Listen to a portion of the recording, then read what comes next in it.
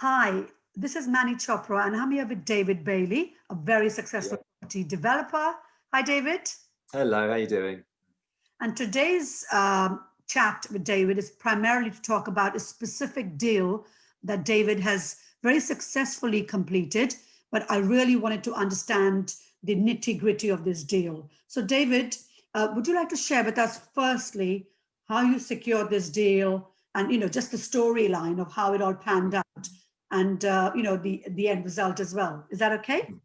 Yeah, of course. Yeah. So I my first new build project was a little ex-council house, a semi-detached house on a corner plot, not in the best part of town, but it had a brilliant corner plot. And ex-council houses often do. They have big gardens, and obviously, if they're on corners, they can really often be developed.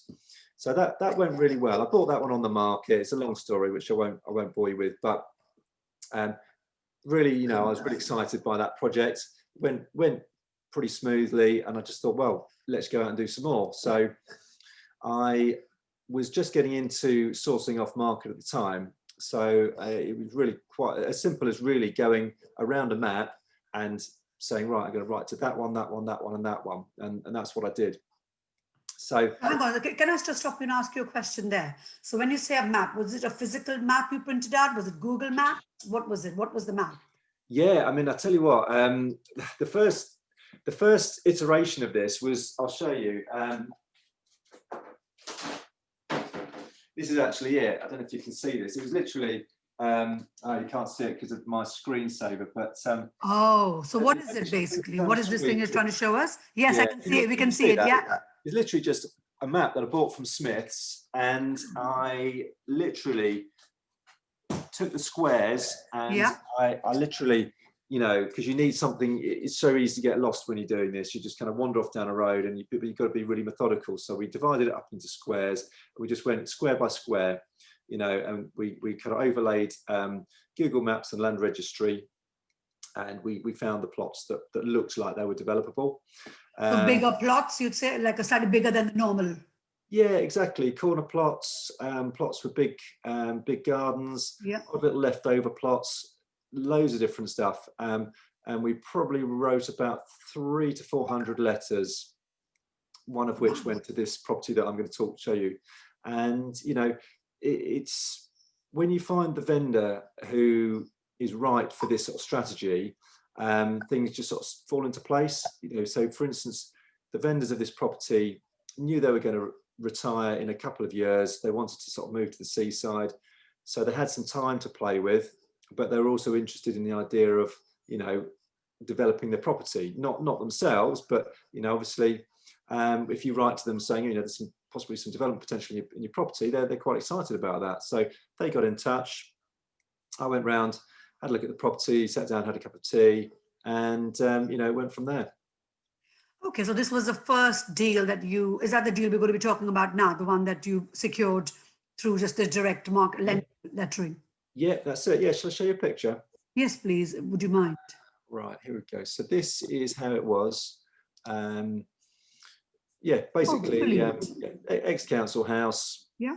Here, can you see that? It's got blue Yes. colour on the front. Yeah, Yeah. brilliant. And it had a big extension on the side. So actually, it was one of those ones we looked at it, and if you looked at it in terms of the footprint on a plan on a map, it didn't kind of look like you could do much with it. But actually, when you looked at it again and said, "Hang on, well, that's a single story there. If we take that off, we've actually got a really decent amount of space here on the end." Okay, Um, so can I just stop you there for a second, David? yeah, Because I just wanted to make sure everyone understands what the deal is here. So this is a semi-detached house. yeah, This extra bit on the side, and you found this when you were doing your paper exercise of getting the map from WH Smith, putting them in squares methodically, and yeah. then send the letters out. You got one of the responses, and one of them was this one here. And it's a semi-detached house. So nothing out of the ordinary. No, it was really that simple. It's actually end of terrace. The first one I did was semi-detached, but it works whether it's end of terrace, semi-detached. Yeah, that's exactly it. So what did you do with this deal then? How did you uplift it? How did you add value to it? Right, so we went through a couple of iterations. We first of all, we got planning to put an extra house on the end, attached to the end of the terrace. So Just there where that bit is, where that extension bit is. yeah, exactly. So demolish the existing single story extension, extend the roof line out along and a house. And basically the strategy there was to get the planners to accept the volume of that additional development. Now that didn't stack up the best. I knew there was probably a better way to do it, but you know, it was a bit of a sort of planning strategy. So we then went back in and said, okay, we've got this agreed to put this amount of development on the end of the building. Now, how about if we turn the existing house itself, I don't know if you can see my cursor there. Yes, we can. Yeah. So into a 1-bed flat on the ground floor, 1-bed flat on the first floor, and then add on here 2 2-bed flats. And then, you know, the icing on the cake is really, obviously you've got all this space in the roof. And we were then able to get planning for a 1-bed flat, which kind of spanned across both the 1-bed and the 2-bed flats. So 5 flats at the end. That's right, yeah. Just a regular semi-detached. It's not even end of terrace. So it's not even got a large corner plot or anything. And is that where the garden ends? Is this where the bushes are on the left? No, actually, there was a bit of garden here. Let me just see if I can show you a plan of that, because it will make a lot more sense on plan. Bear with me. So, I mean, while you're finding that, my question is, this wasn't really on the map. Did it stand out slightly bigger in size from the rest of the sort of plots? Well, that's it. Let me show you the plan, because that will make it make sense. Can you see? We can see the sourcing. Yes, we can see one of your screenshots. So let me just, this is a presentation we did the other day. Yes. Now, let me show. So here you go. Here's the plot. You can see number 61 here. Yes, nice corner plot, actually. Really, you know, what the planners don't like to see is something that's out of character with the area. So they'll look at this line here along the adjacent road, and they'll say, right, we don't really want things to come out further than that. Yeah. But you know, we're happy in principle. We're okay with that side, yeah. In that area. And equally, you know, we want things that are going to, you know, be in line with the existing row of terraces here. Yeah. So, you know, when you look at it, actually, there's not really that much space there. But of course, what we didn't realise, obviously, when we looked at the map, was that a lot of that lump of development, you know, that's showing on here is actually single story. So by taking that off and, you know, bringing the line out to about here, we could add quite a lot more development on the site, and particularly because we could get up into the roof. So how many meters would you say that's about? 6 meters? Let me show you the... Roughly, you don't have to be exact, but like, I'm just saying for people who are looking at these deals, looking at these maps and saying, you know. We probably added about 8 meters worth of extra development. Let me show you. Oh, you did? Okay. Yeah. Should I put the end result up on screen? Yes, please. We'd love to see that. Stop sharing that. Let me share the end result. Okay, so I'll just show you, just so the process, you can see the process. Oh, this is the, brilliant. This is the during. Yeah. Yeah, obviously we took down the extension. Yes. And then you can start to see it's actually quite a big site. Quite a much bigger space than it looks like once it's all been developed, right? That's it, yeah. And they moved out. So hang on. So obviously at that point in time, did you, just quickly running through the process, then they obviously came back to you, you agreed a subject to a planning deal? That's it, yeah. Because they weren't in a hurry to move, we were able to agree a subject to planning. Said, you know, if we can get planning for X, Y, Z, we can offer you this much money for the house, which was probably a little bit more than it was worth if they just sold it on the open market.